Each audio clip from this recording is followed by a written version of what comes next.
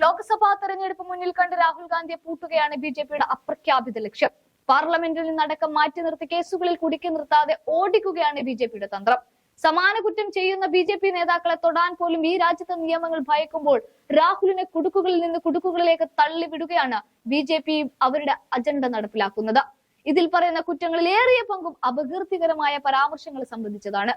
ഒരു രാഷ്ട്രീയ നേതാവാകുമ്പോൾ എതിർ പാർട്ടിയിലുള്ള നേതാക്കളെ വാക്കുകൾ കൊണ്ട് ആക്രമിക്കുന്നത് പതിവാണ്. രാഹുൽ ഗാന്ധിയെ സംബന്ധിച്ചിടത്തോളം ആ സ്വാതന്ത്ര്യം പോലും അനുവദിക്കുന്നില്ല എന്നുള്ളതാണ്. രാഹുൽ ആരുടെയെങ്കിലും പേരെടുത്ത് പരാമർശിക്കുമ്പോൾ അവർക്ക് വേണ്ടി മറ്റുള്ളവർ കേസ് പറയുകയാണ് പതിവ്. അത് ബിജെപിക്ക് അധികാരമുള്ള സംസ്ഥാനത്തെ കോടതികൾ വഴിയാകുമ്പോൾ കാര്യങ്ങൾ അത്രമേൽ എളുപ്പമാവുകയും ചെയ്യുന്നുണ്ട്. ഏറ്റവും ഒടുവിലായി കേന്ദ്ര ആഭ്യന്തരമന്ത്രി അമിത്ഷായ്ക്കെതിരെ പരാമർശങ്ങൾ നടത്തിയെന്ന് ആരോപിച്ചുള്ള കേസിൽ കോൺഗ്രസ് നേതാവ് രാഹുൽ ഗാന്ധിക്ക് സമൻസ് അയച്ചിരിക്കുകയാണ് കോടതി. ജനുവരി 6 യു പി കോടതിയിൽ ഹാജരാകാനാണ് സമൻസിൽ പറയുന്നത്.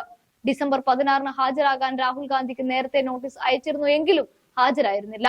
അമിത്ഷായ്ക്കെതിരെ രാഹുൽ ഗാന്ധി ആക്ഷേപകരമായ പരാമർശങ്ങൾ നടത്തിയെന്ന് ആരോപിച്ച് ബിജെപി നേതാവ് വിജയ് മിശ്ര 2018 ഓഗസ്റ്റ് 4 ഫയൽ ചെയ്ത കേസാണിത്. ഈ കേസിലാണ് ഇപ്പോൾ കോടതി സമൻസ് അയച്ചിരിക്കുന്നത്. കേസിൽ സുൽത്താൻപൂരിലെ MP MLA കോടതി ഡിസംബർ 16 രാഹുലിനോട് ഹാജരാകാൻ ആവശ്യപ്പെട്ടു എങ്കിലും ഹാജരായില്ലെന്ന് മിശ്രയുടെ അഭിഭാഷകൻ സന്തോഷ് പാണ്ഡെ പറയുന്നുണ്ട്. സമൻസ് ലഭിച്ചെങ്കിലും തന്റെ നിലപാടിൽ നിന്ന് പിന്നോട്ടില്ലെന്ന് രാഹുൽ ഗാന്ധി ആവർത്തിക്കുകയും ചെയ്യുന്നു. പിന്നാലെ തുറന്നു കിട്ടിയ വേദിയിൽ പ്രധാനമന്ത്രി നരേന്ദ്രമോദിയുടെ നയം മൂലമുള്ള തൊഴിലില്ലായ്മയാണ് പാർലമെന്റ് ആക്രമണത്തിന് കാരണമെന്നാണ് രാഹുലിന്റെ പുതിയ പരാമർശം വന്നിരിക്കുന്നത്. പ്രധാനമന്ത്രി നരേന്ദ്രമോദിയുടെ നയം കാരണം രാജ്യത്തെ പൗരന്മാർക്ക് തൊഴിൽ ലഭിക്കുന്നില്ല.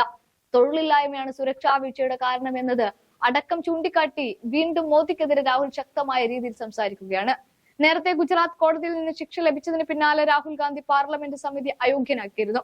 എന്നാൽ സുപ്രീം കോടതി വരെ കേസ് പറഞ്ഞ് രാഹുൽ MP സ്ഥാനം തിരിച്ചു പിടിക്കുകയും ചെയ്തു. അതുകൊണ്ട് ഇനി UP യിലെ കോടതി വഴി രാഹുലിനെ തളയ്ക്കാനുള്ള നീക്കങ്ങളാണ് BJP ഇപ്പോൾ നടത്തുന്നത്.